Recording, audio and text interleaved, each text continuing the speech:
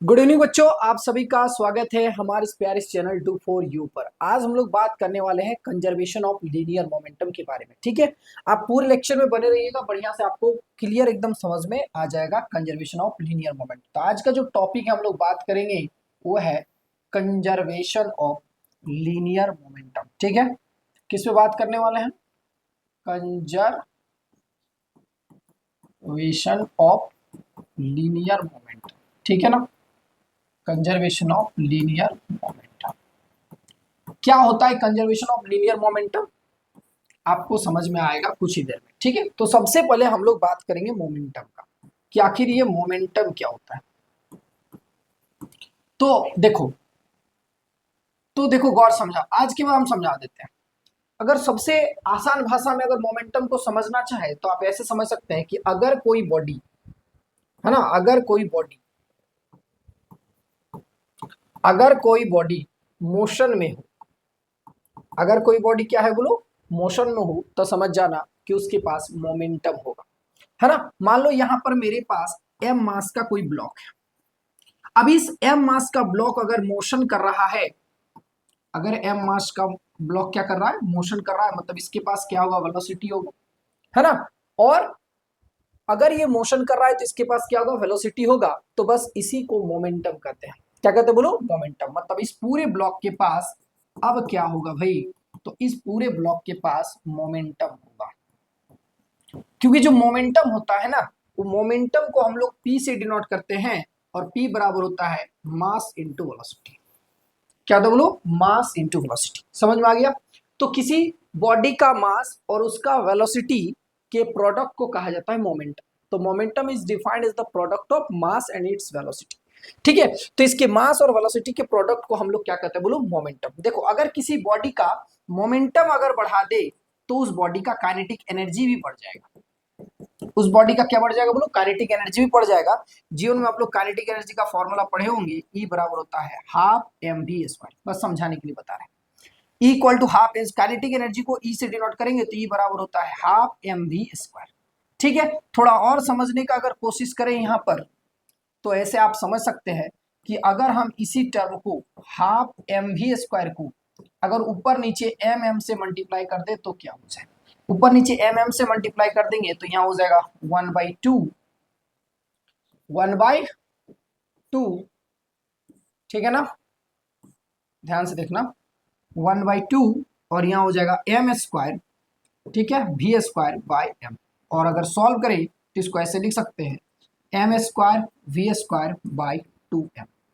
ठीक है ना, तो फाइनली मेरे पास जो आया, हम यहाँ पे लिख दे रहे हैं, वो आया ई बराबर, ठीक है ना, ई बराबर आ गया एम वी का स्क्वायर और बाई क्या आ गया बोलो, 2m। और यहाँ पर एम वी के जगह हम p लिख सकते हैं, तो ई बराबर हो जाएगा पी स्क्वायर बाई 2m। और अगर हम यहाँ से मोमेंटम निकालने जाए तो निकाल सकते हो जाएगा p बराबर रूट अंडर 2m, और क्या आ जाएगा बोलो। तो ये मोमेंटम और काइनेटिक एनर्जी के बीच में रिलेशन आ गई। ठीक है, आप यहां से समझ सकते हैं, मतलब अगर किसी बॉडी का मोमेंटम अगर बढ़ा दे तो उस बॉडी का काइनेटिक एनर्जी भी बढ़ जाएगा। मोमेंटम बढ़ाने का मतलब है, देखो किसी बॉडी का मास तो कांस्टेंट होगा, वेलोसिटी इंक्रीज करेंगे तो इसका काइनेटिक एनर्जी भी क्या हो जाएगा बोलो, इंक्रीज हो जाएगा। तो आपको ये मोमेंटम के बारे में पता चल गया। मोमेंटम क्या होता है, मोमेंटम को हम लोग p से डिनोट करते हैं, और मोमेंटम इक्वल टू होता है मास इनटू वेलोसिटी। ठीक है, मास और वेलोसिटी के प्रोडक्ट को क्या कहा जाता है बोलो, मोमेंटम कहा जाता है। हम लोग बातें करने वाले हैं कंजर्वेशन ऑफ लीनियर मोमेंटम का। तो कहता है किसी भी सिस्टम का, कोई भी सिस्टम हो, मान लो यहाँ लिख दें एनी सिस्टम, कोई भी सिस्टम हो, तो कंजर्वेशन ऑफ लीनियर मोमेंटम कहता है कि किसी भी सिस्टम का जो टोटल मोमेंटम होता है, टोटल मोमेंटम, कोई भी सिस्टम, टोटल मोमेंटम, किसी भी सिस्टम का जो टोटल मोमेंटम होता है वो कंजर्व होता है। क्या होता है भाई, कंजर्व्ड होता है। याद रखना क्या होता है बोलो, कंजर्व। सबसे पहले आप समझ लो कि सिस्टम किसको बोलेंगे, क्योंकि बहुत किसी को तो ये ही नहीं पता होता कि सिस्टम आखिर किसको बोलेंगे। देखो, सिस्टम मतलब कम से कम एक साथ दो बॉडी होना चाहिए, दो या दो से अगर ज्यादा बॉडी हो, है ना, two and more than two bodies अगर एक साथ हो, two and more than two bodies, more than two bodies. ध्यान समझ लो तो क्लियर हो जाएगा। तो क्या बोले, two and more than two bodies अगर एक साथ हो तो हम उसको क्या कहेंगे बोलो, सिस्टम कहेंगे। कोई सिंगल बॉडी, कोई भी एक अकेला बॉडी जो होता है, कोई अकेला बॉडी सिस्टम नहीं हो सकता। अगर सिस्टम है तो उसको हम क्या बोलेंगे, कम से कम दो बॉडी होना चाहिए या फिर दो बॉडी से ज्यादा होना चाहिए। तो जब दो या दो से अधिक बॉडी एक साथ होता है तो उसको हम लोग क्या बोलते हैं बोलो, सिस्टम कहते हैं। और कहता है कि किसी भी सिस्टम का जो टोटल मोमेंटम होता है उस वो कंजर्व होता है और इसी को कंजर्वेशन ऑफ लीनियर मोमेंटम कहा जाता है। अब देखो गौर से समझो, एक सिचुएशन लेते हैं, आप लोग को समझाते हैं। तो जैसे मान लो मेरे पास यहां पर मान लो यहां पर एक मास है, इसका मास मान लो m1 है, ठीक है। दूसरा कोई मास है, इसका मास मान लो m2 है, ठीक है। मान लो ये कोई बॉडी A है और ये दूसरा कोई बॉडी B है और दोनों सेम डायरेक्शन में ट्रेवल कर रहा है। ऐसे मान लो इसका इनिशियल वेलोसिटी u है और इसका जो है इसका भी इनिशियल वेलोसिटी मान लो u2 है। आफ्टर सम टाइम ये जो दोनों है they are collide to each other, ये दोनों एक दूसरे को क्या करेगा, कोलाइड कर जाएगा। जैसे ही एक दूसरे को कोलाइड कर जाएगा तो क्या होगा भाई, देख लो हम क्या बोल रहे हैं अभी, कि बोल रहे हैं मान लो कि जो u1 का वेलोसिटी है वो u2 से क्या है बोलो, ज्यादा है। तो आफ्टर सम टाइम ये जो A है ये जाके B से जाके क्या होगा, धड़ाम से जाके टकरा जाएगा, मतलब कोलाइड कर जाएगा। जैसे कोलाइड कर जाएगा तो ये बॉडी A है और ये दूसरा बॉडी B है, तो ये बॉडी A बॉडी B पर जाके हिट करेगा, है ना। तो ये जो बॉडी A है वो फोर्स लगाएगा B पर, तो लिखेंगे force of A hit on B। तो बॉडी A जो है किसको हिट करेगा, B को हिट करेगा, तो बॉडी B भी A को हिट करेगा, तो इसको लिखेंगे force of B hit on A। तो A को हिट करेगा, यानी कि यहाँ न्यूटन थर्ड लॉ अप्लाई होगा, every action there is equal and opposite, every action there is equal and opposite reaction. Newton third law apply होगा तो ये दोनों जब इससे जाकर धड़ाम से टकराएगा तो ये दोनों सेपरेट हो जाएगा, सेपरेट हो जाएगा। तो ये बॉडी A है और ये दूसरा कोई बॉडी B है, इसका मास m1 था, इसका मास m2। तो शुरुआत में इसका इनिशियल वेलोसिटी अगर u है तो इसका फाइनल वेलोसिटी यहाँ v1 हो जाएगा और इसका फाइनल वेलोसिटी ये v2 हो जाएगा। और जाहिर सी बात है कि इस बार v2 का जो स्पीड है ना, तो v1 का स्पीड थोड़ा धीमा हो जाएगा और v2 का स्पीड थोड़ा ज्यादा हो जाएगा। क्यों? क्योंकि अभी इसका स्पीड ज्यादा था, जब इससे जाके धड़ाम से जाके टकरा जाएगा तो इसका स्पीड बढ़ जाएगा, मतलब b का स्पीड थोड़ा सा बढ़ जाएगा और a का स्पीड थोड़ा सा क्या होगा, घट जाएगा। तो इस पूरे जर्नी में क्या होगा, इस पूरे सिस्टम का जो मोमेंटम होगा वो क्या होगा बोलो, कंजर्व होगा। यही तो कहता है कि किसी भी सिस्टम का जो टोटल मोमेंटम होता है वो कंजर्व होता है, उसे क्या कहते हैं, कंजर्वेशन ऑफ लीनियर मोमेंटम कहा जाता है। तो यहाँ कोलिजन हो रहा है, यहाँ क्या हो रहा है बोलो, कोलिजन हो रहा है, तो हम क्या कहेंगे कि total momentum of the system after collision, सुनो, total momentum of the system, है ना, total momentum of the system, total momentum of the system, सुन लो, total momentum of the system before collision, total momentum of the system before collision, है ना, and total momentum of the system after collision, and total momentum of the system, total momentum of the system, total momentum of the system after collision, total momentum of the system after collision, दोनों क्या होगा, आपस में बराबर हो जाएगा। इसी को हम लोग कहेंगे कंजर्वेशन ऑफ लीनियर मोमेंटम। ठीक है, इक्वेशन बनाते हैं।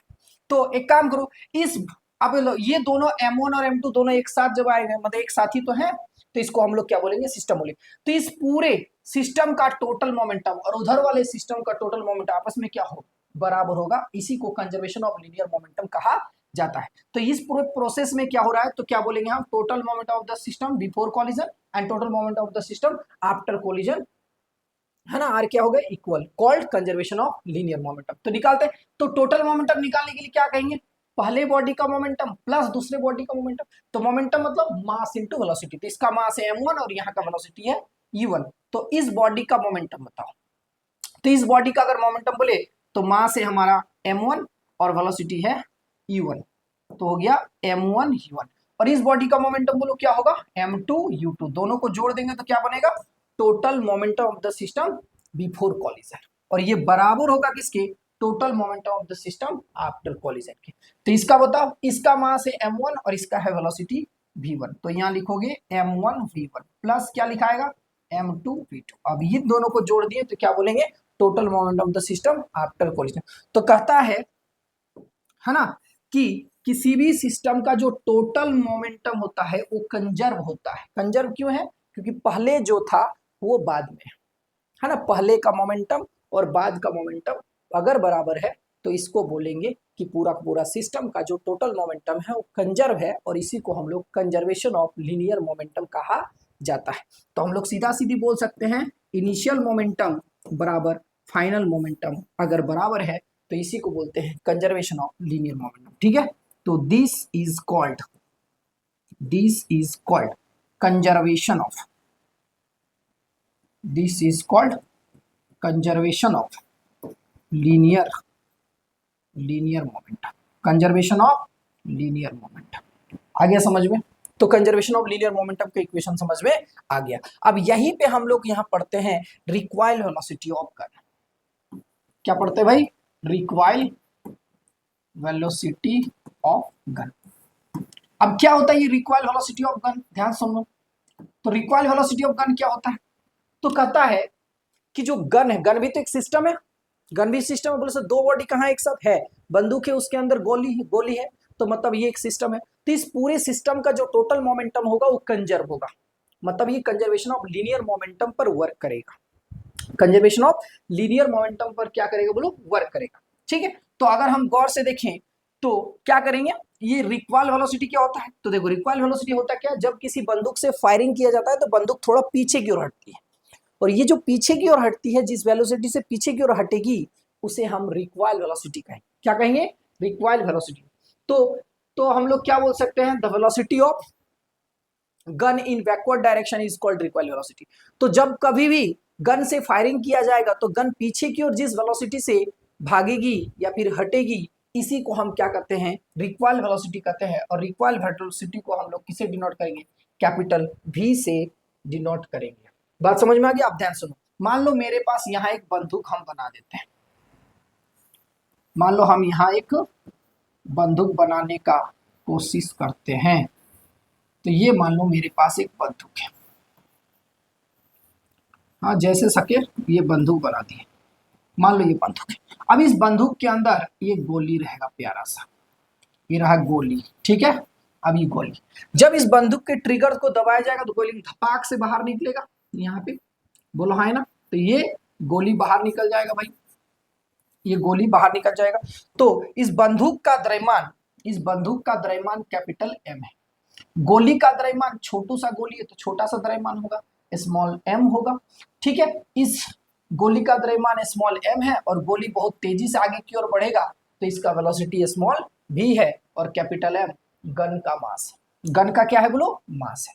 और ये गन से जब फायरिंग होगा तो गन पीछे की ओर हटेगी, इसी को हम बोलेंगे रिक्वायल वेलोसिटी। क्या बोलेंगे, रिक्वायल वेलोसिटी, इसको बोलेंगे रिक्वायल वेलोसिटी। ये न्यूटन थर्ड लॉ पर वर्क करेगा। बोले सर कैसे, जब बंदूक से फायरिंग होगा बोला तो आगे तरफ लगेगा एक्शन तो पीछे तरफ मिलेगा रिएक्शन। बात समझ में आ गया, every action there is equal and opposite reaction. तो ये दो प्रिंसिपल पर वर्क करता है। पहला तो वर्क करेगा न्यूटन थर्ड लॉ पर, न्यूटन थर्ड लॉ, और दूसरा कंजर्वेशन ऑफ लीनियर मोमेंटम। ठीक है, conservation of linear momentum, conservation of linear momentum क्यों, क्योंकि इस पूरे प्रोसेस या फिर इस पूरे सिचुएशन के दौरान क्या होगा, इसका टोटल मोमेंटम क्या होगा, कंजर्व होगा। अब यहाँ पे total momentum of conservation of linear momentum कैसे लगाएंगे, तो बोलेंगे बंदूक के फायरिंग करने से पहले का मोमेंटम और बंदूक के फायरिंग करने के बाद का मोमेंटम अगर बराबर है तो ये कंजर्वेशन ऑफ लीनियर मोमेंटम को ओबे कर रहा है। तो हम लोग यही बातें करेंगे अभी, गौर से सुनो। हम लोग यहाँ क्या लिखेंगे, total momentum of the gun, total momentum of the gun before firing, total momentum of the gun before firing बराबर होगा क्या, total momentum of the gun total momentum of the gun after firing, after firing, after firing. क्या ये बातें समझ में आया? बोले हाँ सर, आ गया समझ में। कैसे अप्लाई की? चलो बताओ, गन के फायरिंग होने से पहले गोली कहाँ रहेगा? बंदूक के अंदर। तो गोली का टोटल मास, अच्छा मोमेंटम का मतलब क्या होता है? Momentum equal to mass into velocity, mass into velocity. तो इसका मास बताओ, इस गन का मास फायरिंग से पहले, फायरिंग से पहले जो गोली होगा वो कहाँ होगा? बंदूक के अंदर होगा। तो बंदूक का टोटल मास हो जाएगा कैपिटल एम, क्या होगा भाई? Capital M plus small M. और बंदूक का वेलोसिटी होगा वी। फायरिंग से पहले इसका वेलोसिटी क्या होगा? 0, इस बात का ध्यान रखना। अब total momentum of the gun after firing, firing के बाद क्या होगा? बंदूक से गोली छूट जाएगा बाहर। तो जब बाहर छूट जाएगा तो बंदूक पीछे की ओर भागेगी। तो इस बंदूक का द्रव्यमान कैपिटल एम, मतलब बंदूक का मास कैपिटल, और बंदूक का वेलोसिटी कैपिटल वी, प्लस क्या होगा? गोली का मास स्मॉल एम और गोली का वेलोसिटी स्मॉल भी। अब इन दोनों को जोड़ दिया तो क्या बन गया? Total momentum of the gun after firing. और ये क्या है? Total momentum of the gun before firing. अब जब फायरिंग से पहले जो बंदूक का जो वेलोसिटी होगा 0, फायरिंग ही नहीं हुआ तो पीछे थोड़ी हटेगी, नहीं हटेगी, तो इसका वेलोसिटी हो जाएगा 0। तो ये पूरा टर्म हो जाएगा 0, यानी capital M plus small M into क्या हो जाएगा? 0, बराबर होगा क्या? उधर वाला करेंगे तो ये आएगा capital M capital V plus small M small V. बात समझ में आ गई? पूरा टर्म 0 हो गया, तो 0 बराबर हो गया एम भी प्लस स्मॉल एम भी। अब हमको यहां से निकाल लेना है, तो ये 0 बराबर capital M capital V plus small M small V. ये जो कैपिटल वी है इसी को रिक्वायल वेलोसिटी कहा जाता है। तो जब हम इस टर्म को इधर लाएंगे तो minus small M small V बराबर क्या होगा? Capital M capital V. हमको कैपिटल वी निकालना है, तो अगर capital V sorry small V निकालना है तो small V sorry capital V निकालना है तो कैपिटल वी बराबर क्या हो जाएगा? है ना, minus M V by capital M हो जाएगा। ये चीज आ गया, और इसी को बोलेंगे रिक्वायल वेलोसिटी ऑफ गन। इसी को क्या कहेंगे? Recoil velocity of gun, recoil velocity of gun. इसको क्या कहेंगे भाई? रिक्वायल वेलोसिटी ऑफ गन कहेंगे। चलो एक एग्जांपल करते हैं हम लोग यहां से। क्या करेंगे बोलो? एग्जाम। मान लो मेरे पास एक बंदूक है और इस बंदूक का मास मान लो 10 केजी दिया है, और एक गोली है, इस गोली का जो द्रव्यमान है वो 20 ग्राम दिया हुआ है ना। और ये जो गोली है वो 400 मीटर पर सेकेंड की रफ्तार से निकल रहा है। बोलो है ना। रिक्वायल वेलोसिटी ऑफ गन पूछा, मैंने कैपिटल वी निकालने बोला, आराम से निकाल लोगे, निकाल लो। तो क्या होता है भाई? रिक्वायल वेलोसिटी ऑफ गन का formula, recoil velocity of gun का फॉर्मूला होता है कैपिटल वी बराबर माइनस स्मॉल एम भी बाई क्या होगा? कैपिटल एम, है ना। याद रखना, गन का मास जितना ज्यादा होगा रिक्वायल वेलोसिटी उतना ही कम होगा, जो गन होगा पीछे उतना ही कम भागेगा। बात समझ में आ गया? इसलिए बंदूक भारी होता है। भारी होने का रीजन यही है क्योंकि उसके पास रिक्वायल वेलोसिटी कम आ जाए, क्योंकि मास ज्यादा वेलोसिटी कम, मास ज्यादा वेलोसिटी कम। जितना हल्का बंदूक होगा पीछे की ओर उतना ही तेजी से जाएगा। बात समझ में आ गया? हम निकाल लो। सबसे पहले ये जो स्मॉल एम दिया है इसको हम लोग केजी में कन्वर्ट कर लेंगे। तो स्मॉल एम बराबर 20 ग्राम दिया है, इसको केजी में कन्वर्ट करोगे तो 20 बाई 1000 कर देना। ये 0 से ये 0 खत्म। सॉल्व करेंगे तो 0.02 क्या आ जाएगा बोलो? केजी आ जाएगा। अब आसानी से हम यहाँ सॉल्व कर सकते हैं। माइनस यहाँ लिखोगे 0.02 और गुने स्मॉल भी का वैल्यू हो जाएगा 400 और डिवाइडेड बाई यहाँ हो जाएगा कितना? 20 हो जाएगा। इन दो से मल्टीप्लाई करोगे तो यहाँ कितना आ जाएगा भाई? फटाफट बोलता तो यहाँ हो जाएगा जो कि 20 केजी है, सॉरी 10 केजी का बंदूक था ना, तो यहाँ 10 है। तो अगर सॉल्व करोगे इसको तो कितना आ जाएगा भाई? 8 हो जाएगा। यहाँ पे 8 होगा ना, हाँ 8 हो जाएगा और यहाँ 10 हो जाएगा। सॉल्व करोगे तो 0.8 मीटर पर सेकेंड, 0.8 मीटर पर सेकेंड। अगर सेंटीमीटर में कन्वर्ट करना हो तो 100 से मल्टीप्लाई करना पड़ेगा। कभी कभी सेंटीमीटर में देता है तो 100 से मल्टीप्लाई कर देंगे तो सेंटीमीटर पर सेकंड में आंसर आ जाएगा। तो अगर इसको हम करेंगे तो कितना आ जाएगा? 80 सेंटीमीटर आ जाएगा। सही बोल रहे हैं ना? हाँ 80 सेंटीमीटर, तो 80 सेंटीमीटर पर सेकंड जो आ जाएगा। तो रिक्वायल वेलोसिटी गन अगर मीटर पर सेकंड में बोले तो 0.8 मीटर पर सेकंड आएगा, और सेंटीमीटर पर सेकंड बोले तो कितना होगा? देख लो 80 किलोमीटर, सॉरी 80 सेंटीमीटर पर सेकंड होगा। बात समझ में आ गया? ओके। अब चलो एक और एग्जांपल देते हैं। जैसे मान लो एक बम है, बम, ये बम है और ये बम जो है 72 किलोमीटर पर आवर से फ्लाई कर रहा है और फ्लाई करने के बाद ये जो है ब्लास्ट कर गया, ब्लास्ट करने एक्सप्लोड हो गया। तो मान लो ये जो बम है वो फट गया, एक्सप्लोड कर गया। तो जब ये एक्सप्लोड हो जाएगा तो ये दो टुकड़ों में टूट गया, है ना। ये फर्स्ट पार्ट है और ये सेकंड पार्ट है। मान लो जो फर्स्ट, अच्छा ये जो बम है वो 40 केजी का है। कितना केजी का है? 40 केजी का है। समझ में आ गया? और जो पहला टुकड़ा जो टूटा वो 25 केजी का था और टूट करके जो है स्टॉप हो गया, टूट करके उसी जगह पर क्या हो गया? स्टॉप हो गया। इसी जगह पे क्या हो गया बोलो? स्टॉप हो गया। तो जो पूछा है दूसरा टुकड़ा का वेलोसिटी पूछा है, दूसरा टुकड़ा का क्या पूछा? वेलोसिटी। तो क्या करोगे? यहां भी कंजर्वेशन ऑफ लीनियर मोमेंटम लगाओ। कैसे? तो यहां पर कंजर्वेशन ऑफ लीनियर मोमेंटम कैसे लगाओगे? बोलोगे बम के फटने से पहले का टोटल मोमेंटम और फटने के बाद का टोटल मोमेंटम क्या होगा? कंजर्व होगा। बोले जी सर समझ में आ गया। तो फटने से पहले का टोटल मोमेंट, तो फटने से पहले का ये सिचुएशन है ना, इसका मास है, मास इंटू वेलोसिटी, क्या जी? तो 40 और वेलोसिटी है 72 किलोमीटर पर आवर का मतलब होता है 20 मीटर पर सेकंड। तो यहाँ 20 मीटर पर सेकंड लिखे तो यहाँ 20 लिख दिए, बराबर फटने के बाद का मोमेंटम। तो फटने के बाद एक टुकड़ा अगर 25 केजी का है तो दूसरा टुकड़ा जरूर 15 केजी का होगा। इतना तो समझदार है क्योंकि टोटल 40 केजी का था। तो 1 केजी अगर 25 केजी में टुकड़ा टूटा तो बाकी जो है 15 केजी बचा होगा। तो यहाँ आ गया 25 केजी और 25 केजी वाला रुक गया था, मतलब इसका वेलोसिटी क्या होगा? 0। तो यहाँ लिखोगे 0 प्लस टोटल मोमेंटम निकालना है, मास इंटू वेलोसिटी। यहाँ हो गया 15 और यहाँ v हमको निकालना है। अब सॉल्व कर लो, यहाँ से करोगे तो कितना हो जाएगा? 40 गुने 20 बराबर क्या हो जाएगा? 15 इंटू वी। अब यहाँ से v निकालना है तो कितना होगा? 40 गुने 20 बाई 15।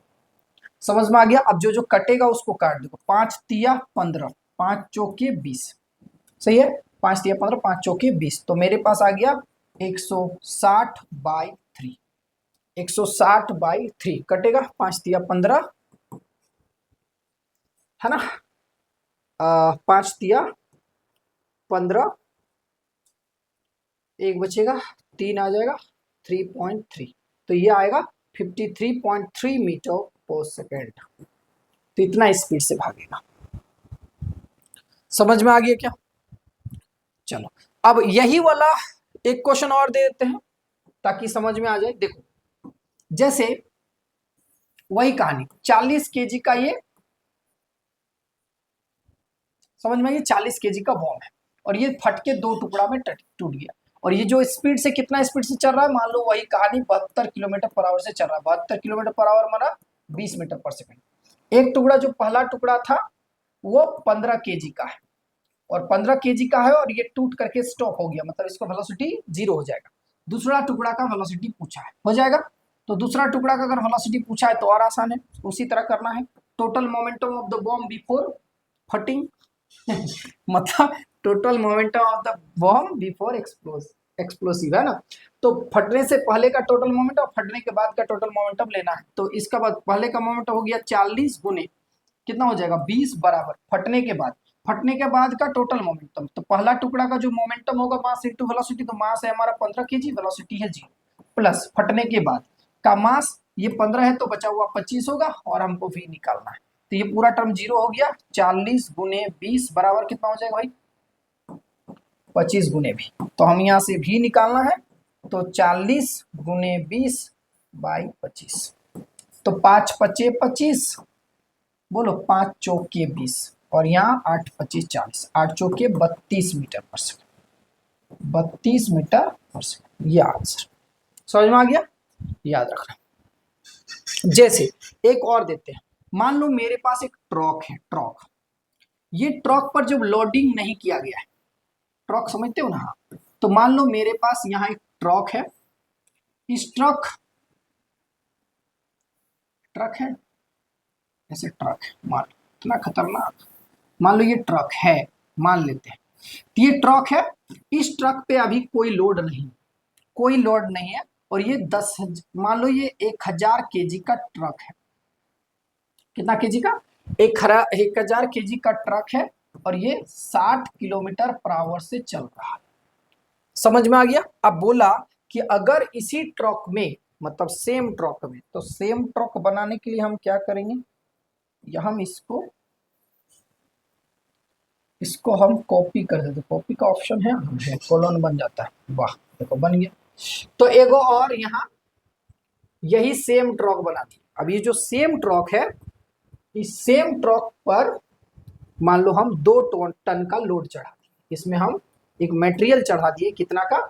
2 टन का लोड, 2 टन, ठीक है, 2 टन का इसमें लोडिंग कर दिया, लोड चढ़ा दिया। अगर लोड चढ़ा देंगे तो बोला इसका वेलोसिटी क्या होगा।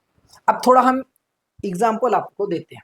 अगर आप अकेले हैं, मान लो आपके ऊपर कोई लोड नहीं आ रहा, आपको दौड़ने बोले तो फिर आके दौड़ दीजिएगा। बोले हाँ सर।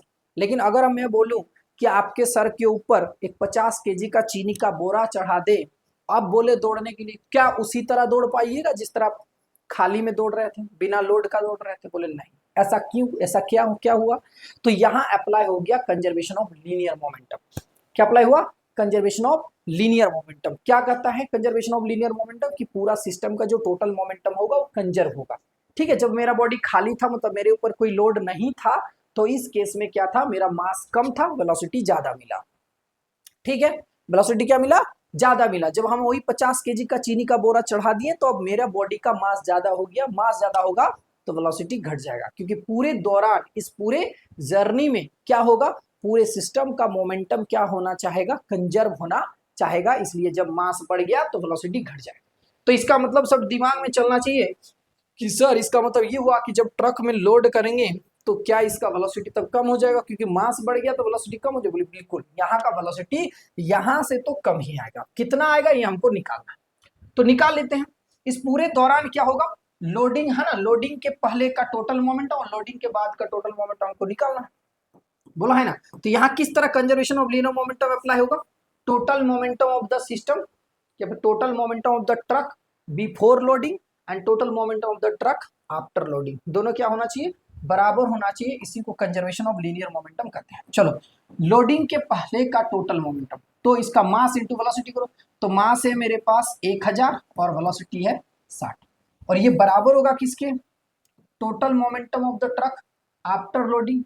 तो जब इसको लोड किए हैं तो इसका मास, देखो पहले इस ट्रक का मास ऑलरेडी 1000 है, और इसमें 2 टन का और जोड़ दिए। 2 टन माने इस ट्रक का जो मास है ना, वो 1000 नहीं, मान लो 10,000 है। कितना ले लेते हैं? 10,000। चलो, ऐसे कोई दिक्कत नहीं था, लेकिन फिर भी 10,000 ले लिए समझने के लिए। 10,000, अब इसमें 2 टन का लोड कर दिए, क्योंकि 1000 के जी मजा है, क्योंकि 1000 2 टन का लोड ही करेंगे तो 2000 हो जाता, इसलिए हम थोड़ा ज्यादा ले लिए।